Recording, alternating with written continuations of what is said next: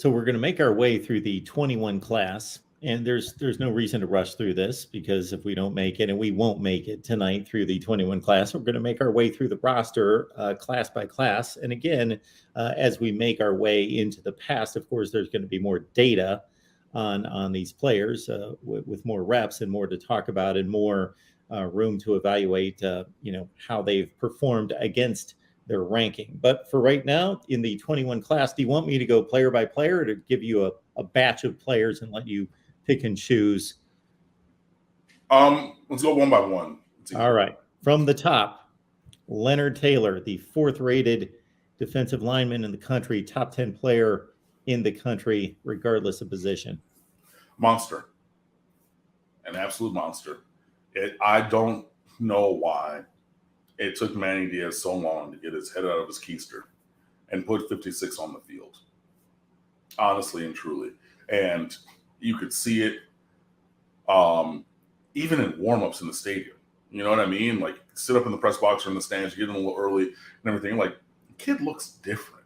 And no, he's not the biggest physical guy. He didn't come in at 6'5", 320 and anything like that. But, like, he's 6'3.5", 6'4". He came in at 270. He was up to 280, 285, which is playable weight inside as a freshman. But, yeah, just different. And you could see it. And, yeah, it took a while for the coaches to get out of their own damn way, honestly, and play the kid. Because that was what it wasn't the kid not being ready. It was, they just wanted to be in the way. But the instant that Leonard Taylor hit the field, it was readily apparent, you can't put him back on the bench. You can't do it. He's, if not the best defensive tackle last year, he was 1A at that position on the roster. I know that we brought in some players from the outside. I mean, at that position to beef up, things inside.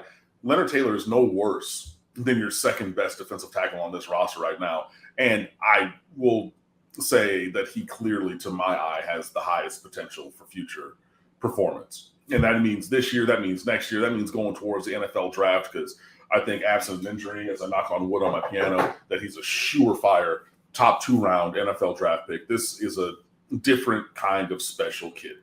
And he's a player that you can and should build a defense around. He is everything that he was built to be coming out of high school and more. He is an incredible player. I'm glad that he's wearing orange, green, white. And yeah, it took way too long to get him on the field. His statistics were great. He's getting in the backfield, he's creating pressures, quarterback hurries. He's doing all the things that you need to do. And even in games where it's like, well, mine is not getting any pressure. Okay, cool. He's on the bench for a couple plays, getting a breather. He comes back in, hot knife through butter through that defense or offensive line. You know what I mean? But if he played a glamour position, he would be a superstar already. But I think that if he performs to the level of his talent this year and next year, regardless of playing a glamorous position, he's going to be a superstar. Yeah, I am no defensive line scout by any stretch of the imagination, but I believe it was the Virginia game. I could tell who's making a difference now, because suddenly somebody's caving in the offensive line, somebody's disrupting plays, blowing plays up, and it was Leonard Taylor. All right, another 5-star in the fold, of course, in 21, number 1 rated safety in the country, James Williams, out of Fort Lauderdale's American Heritage. Yeah, again, another superstar, uncommonly sized.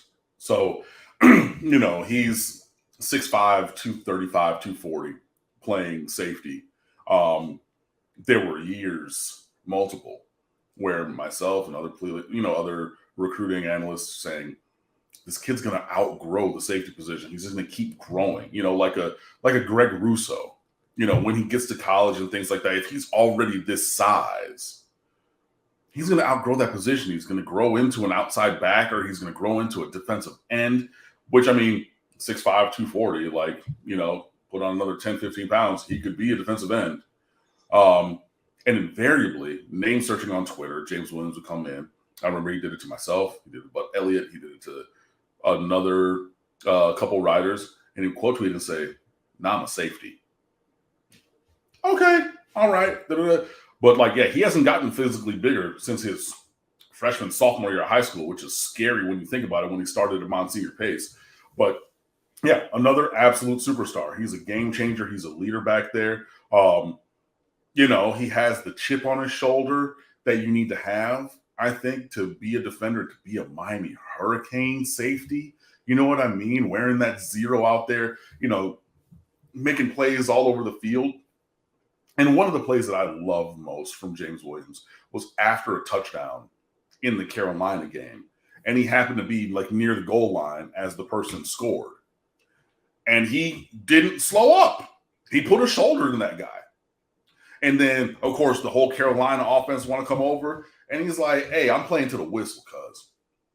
You know, like, if y'all want to fight, we can fight. But I'm not giving up. And everybody else on my roster, like the other players, they might have slowed up. They might have Big 0, J-Dub, I'm about that. And I hated to see that he had that energy and none of his Miami teammates were there. There were literally 4 other Carolina offensive players, including 3 offensive linemen who came over to, you know, protect the dude, you know, I don't fault them for that. But bro, come on, man. Like, what are you know, but and James Williams had that energy and nobody else did. But that's the kind of energy that I'm talking about. When I say let's be jerks, that's the kind of stuff that I mean. And if it rubs you the wrong way on the other side, tough. You know, but an absolute superstar, game-winning interception at Pittsburgh. He can affect the game in the run game. Super quick to diagnose that. More flexible in his hips than you would think to flip his hips and get deep. If you want to put him in a single high safety in center field and covers lots of ground, has the length to get pretty much anywhere. You know, but yeah, he's another guy who should be a top 2 round draft pick. He's super duper duper. The physical size is one of the major defining factors of his game, because if he were normal safety size, 6'1", 205, doing what he was doing, that's what was the kid's name from Pittsburgh? Paris something? Number 12? Paris Ford? Yes, Paris Ford. He's that, right? First team all ACC, but he's doing that stuff at 6'5", 240. Yo, like, that's the size that I'm talking about this roster needing. And it doesn't necessarily need to be offensive and defensive line, but you know, you want to have these freaks. You want to have these guys who are able to do the job, but not be, you know, an inch too small or, you know, a step too slow. You know what I mean?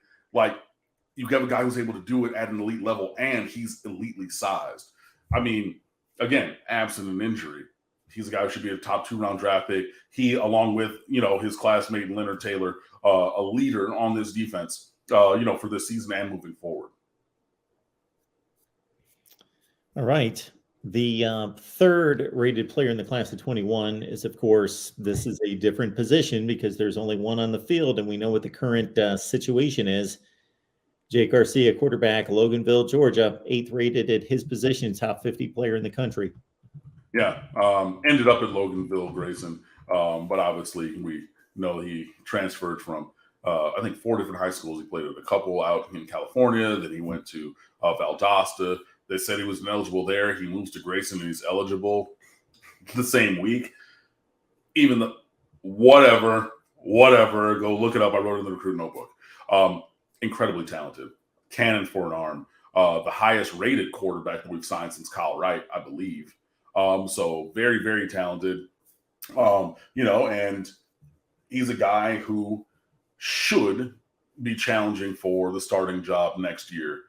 Again, this is projecting a great season from Tyler Van Dyke. Tyler Van Dyke then moving on to the NFL draft and vacating the firm grasp that he has on the QB1 job in Miami. But Jake Garcia is an elite talent, if nothing else. Again, top 10 in this position, top 50 overall, and the highest rated quarterback that we've signed in 15 years. You know, that speaks to the caliber that he has. And let it not go by the wayside. Prior to Jake Garcia breaking his ankle in the Central Connecticut State game, which was the same game in which De'Aaron King got injured, prior to that, he was ahead of Tyler Van Dyke on the depth chart. A year younger, having been an early enrollee, so Van Dyke had already been there for a spring, a full season, and another spring. So he came in the spring and then the summer, and 13 was in front of 9. That, you can go look it up. You can go look at that game, Central Connecticut State. The second quarterback off the sideline after De'Aaron King, the first one off the bench was Jake Garcia. I'm not making that up. That was accurate at the time.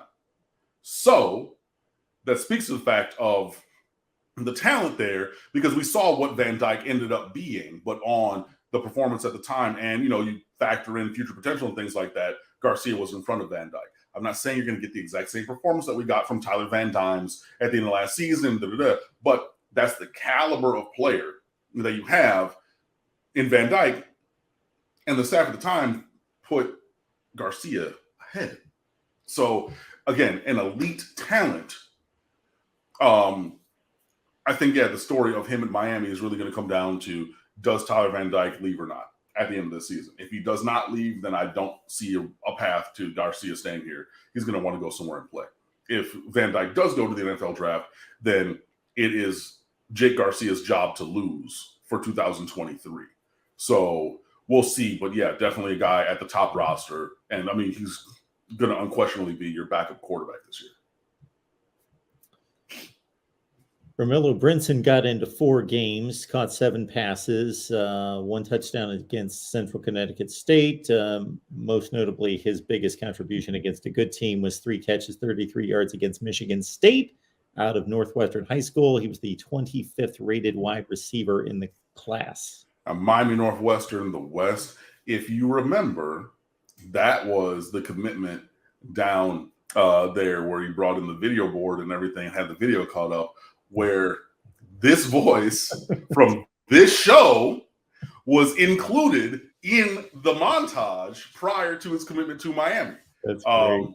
That was, I was streaming it live on Instagram, and I know some people around in that area who were there, and then I was just, everybody who was listening, and streaming and everything, they're like, "Hey, yo, Cam! Hey, yo, Cam! I'm like, yeah, but that's a little bit about me, but about him, I mean, he looks to be ready to try and kind of take a step forward. He's wearing the 0 on offense, I believe, wide receiver.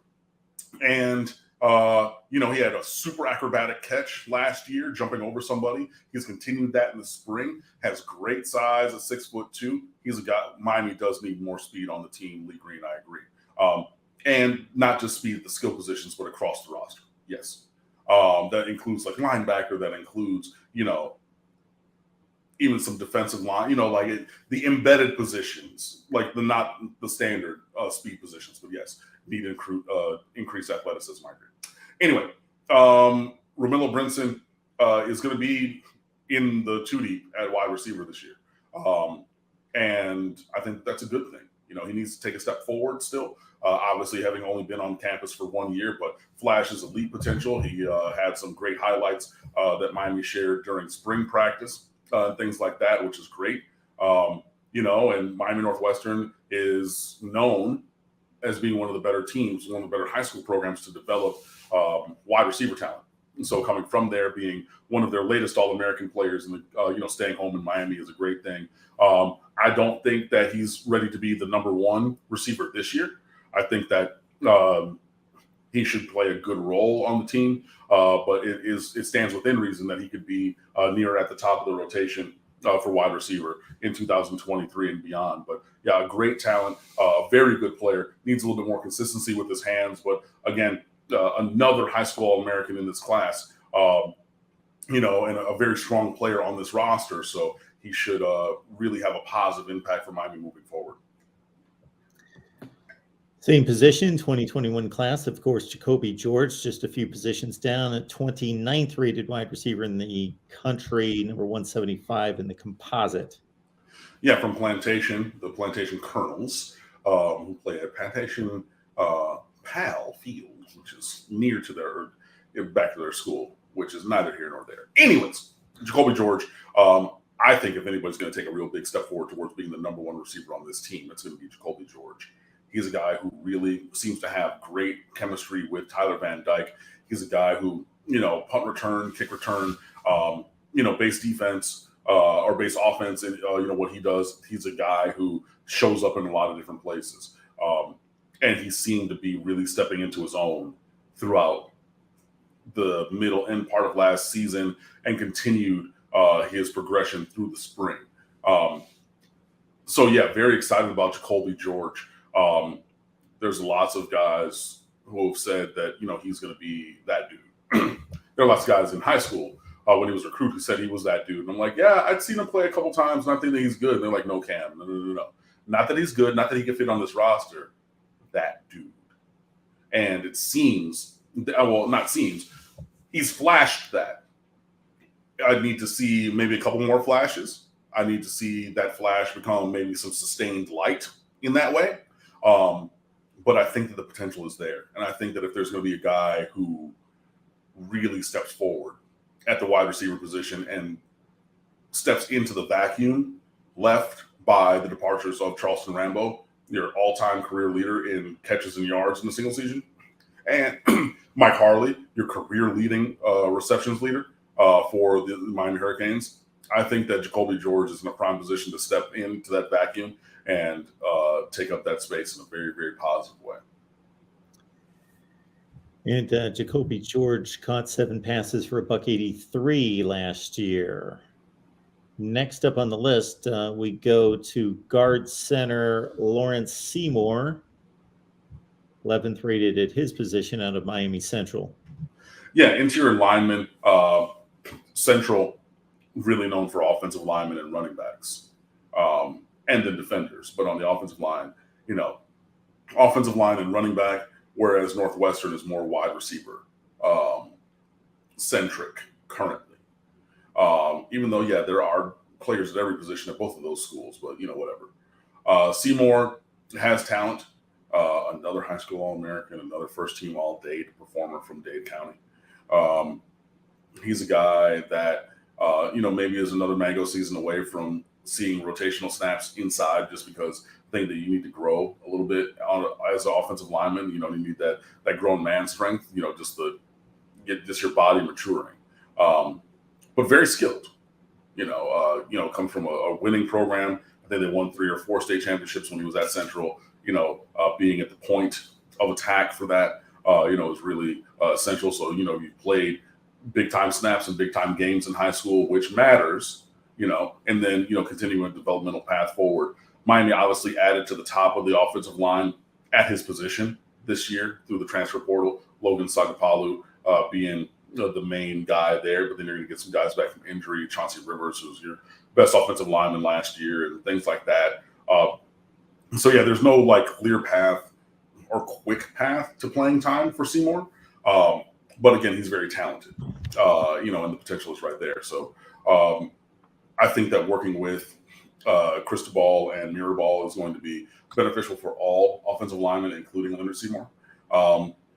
And I'm excited to see where it goes in the future. Obviously, he needs to put the work in. Obviously, there's some other blue chip guys also on the roster who are maybe a little bit older that we're going to talk about eventually, who, they were blue chip recruits and being recruited by everybody all over the nation for a reason. They have not lived up to that, in college, but it is incumbent upon them to do the work and the program to develop them and give them every potential ability to be successful at this level. Leonard Seymour is yet another one of those guys. But again, even if you follow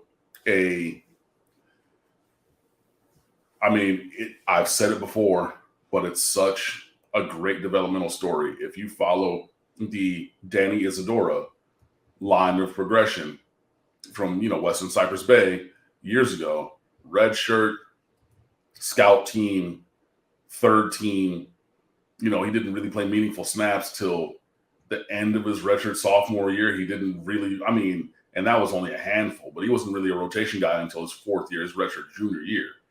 Ends up being second team all conference, ends up as a draft pick, ends up in the league for a few years. maybe we're looking at kind of that kind of performance or progression for Seymour. If you're able with this new staff who specializes obviously in offensive line because of like the head coach being a former offensive lineman and then his best friend being one of the best offensive line coaches in, the game, and you accelerate that and you unlock that potential quicker, great. But I think that Leonard Seymour, if he does what he needs to do, he could challenge for one of those spots, maybe 23. I would think that you would probably, if you're him, targeting 23 or 24, at least to be in the 2 deep at offensive line. But we're going to work tirelessly to find those right guys. But again, if you're looking to get one of those right guys out of offensive line, a 4-star recruit like Leonard Seymour with all of that potential should be on that list. But it's incumbent again upon him to do the work and the program to set up the structures for him to be successful. Good for one more? One more, why not? All right. Caught 5 passes for 86 yards, including a 20-yard touchdown reception that was key in the win at Pittsburgh. Tight end Elijah Arroyo, 7th-rated tight end in the country. I like this kid, man. He's good. He's good. He's good. He's good. I mean, yeah, Miami obviously produces offensive linemen. Offensive lineman. I was watching the end of the half of this basketball game, so I said the wrong thing. Sorry. Miami produces tight ends unlike anyone else. And he is the combination of size and athleticism that you need. No, he's not 6'7" or anything. He's only 6'4", but that's definitely playable size. And I think that we need to unlock him. And he's a guy that you can move around in a lot of different places. He's big enough and getting, stronger at the point of attack where you can put him in line. You can put him as a wing. So, you have the line and then the guy one step back, that's your wing. You can put him in H-back. You can put him in the slot. You could put him outside. But if you're going to put a tight end outside, I would go with Jaleel Skinner from this current recruit or the 2022 recruiting class, which we talked about a couple weeks ago. But if you want to put Arroyo out there or come out in one alignment and then flex to a different alignment and then have him outside, motion or by shifting or something like that, you can do that. But yeah, he's a guy who I think has sky high potential. I think that we're only seeing him scratch the surface for what he can do. And Miami is going to, I think, target the tight ends, try to be intentional a little bit more about that. And when you have the talent of the tight end room, which is always stocked with elite talent, including Arroyo, if you're good and you're open, the ball's going to find you because Tyler Van Dyke, has the ability to get the ball there. Where's there? There's anywhere in the field, basically. I mean, I'm not saying that you can throw the ball 100 yards, but I mean, in the active play, even if it's deep, the ball can get there, right? So Arroyo is a guy who can find space. I need to, see if he can make a guy miss. Maybe he doesn't have the most wiggle, but you don't necessarily need a tight end to do that. Obviously, he's able to block. We brought him in at fullback last year when we ran some I formation. And he's from Miami, moved to Texas, and played his high school football out there. So, I know that teams throw the ball around a lot, but in Texas, you still got to run it and you still got to block. And that kid knows how to block. So, you're a passable, if not slightly above average blocker. You definitely are a good pass catcher. You're elite enough or athletic enough to score touchdowns, and make guys and have mismatches based upon your athleticism and things like that. I just think that he's the next in line. And there's going to be another one after him. Khalil Brantley is still in that room. He's not, I think that I would put Arroyo above Brantley in terms of the pecking order. But, like I said, Jaleel Skinner, he's another one. We're going after another couple in this current class. You're never going to have to worry about the tight end position at the University of Miami, and players like Elijah Arroyo are why you're not going to have to worry about it. I'm just excited to see what he's able to do this year, next year, and the year after. But I think that he's a real elite talent, and I'm really excited that he's on this roster.